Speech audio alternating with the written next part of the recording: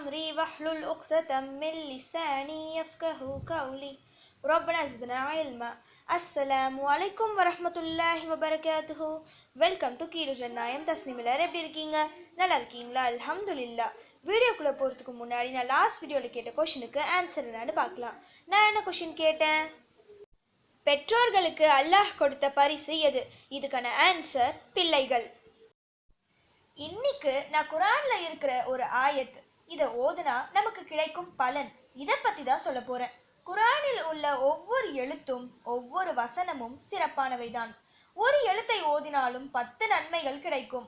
ஒரு வசனத்தை எடுத்து ஓதி துவா கேட்டாலும் அல்லாஹ் சுப்ஹானஹு வ தஆலா உதவி செய்வான்.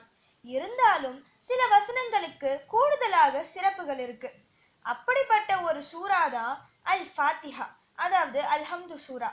குர்ஆனின் முதல் சூரா. இதில் உள்ள ஒவ்வொரு வசனமும் மிக சிறப்பானவை, பலன் வாய்ந்தவை. ஒரு வசனத்தை எடுத்து ஓதினாலும் அதற்கு அல்லாஹ் சுப்ஹானஹு வ தஆலா உடனடியாக பதில் தருகின்றான். மொத்த 7 வசனங்கள் இந்த சூறால இருக்கு. அந்த 7லும் சிறந்த ஒரு ஆயத்து இருக்கு. நீங்கள் கேட்கும் ஒவ்வொரு துவாவிலும் இந்த ஒரு ஆயத்தை ஓதி பிறகு உங்கள் தேவைகளை கேட்கும் போது அந்த துவாவிற்கு உடனடி பதில் கிடைக்கும். அந்த ஆயத்து என்னன்னு இப்ப பார்க்கலாம்.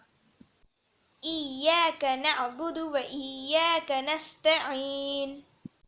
இய்யாக நஅபுது வ இய்யாக நஸ்தஈன். உனக்கே நாங்கள் அடிபணிகிறோம், மேலும் உன்னிடமே நாங்கள் உதவி கேட்கிறோம். வணக்கத்திற்கு தகுதியானவன் அல்லாஹ்வை தவிர வேறு யாரும் இல்லை. நமக்கு வரும் துன்பம், இன்பம் இவை இரண்டும் அல்லாஹ்வின் புறத்திலிருந்து வருபவை. நம் வாழ்க்கையில் நல்லது என ஒன்று நடக்க வேண்டும் என்றால் அதற்கு அல்லாஹ்வின் உதவி மட்டும்தான் தேவை. நம்முடைய பிரச்சனைகள் அனைத்தும் தீர வேண்டும் என்றால் அதற்கு அல்லாஹ்வின் உதவி மட்டும்தான் தேவை. அதை உணர்த்தும் ஆயத்து தான் இது. அல்லாஹ்வை தவிர வேறு யாரையும் வணங்கக்கூடாது. அவனை தவிர வேறு யாரிடமும் கையேந்த கூடாது. அவனிடமே உதவி தேட வேண்டும்.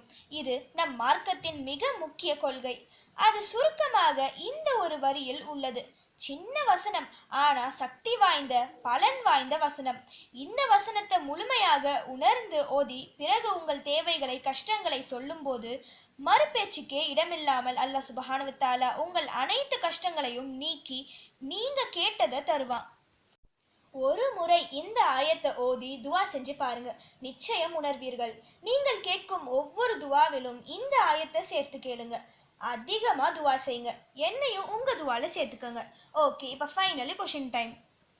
மறுமை நாளில் மலக்குமார்கள் எவ்வாறு நிற்பார்கள்? இதுதான் இன்னைக்கான கொஷின். இதுக்கு உங்களுக்கு ஆன்சர் தெரிஞ்சா ப்ளீஸ் கமெண்ட் பண்ணுங்க. அப்படி இல்லைனா ப்ளீஸ் வெயிட் பண்ணுங்க, நான் நெக்ஸ்ட் வீடியோ போஸ்ட் பண்ற வரைக்கும். சுப்ஹான ரப்பிக ரப்பில் இஸ்ஸத்தி அம்மா யசிஃபூன வஸ்ஸலாமு அலல் முர்ஸலீன் வல்ஹம்துலில்லாஹி ரப்பில் ஆலமீன். அஸ்ஸலாமு அலைக்கும் வரஹ்மத்துல்லாஹி வபரகாத்துஹு.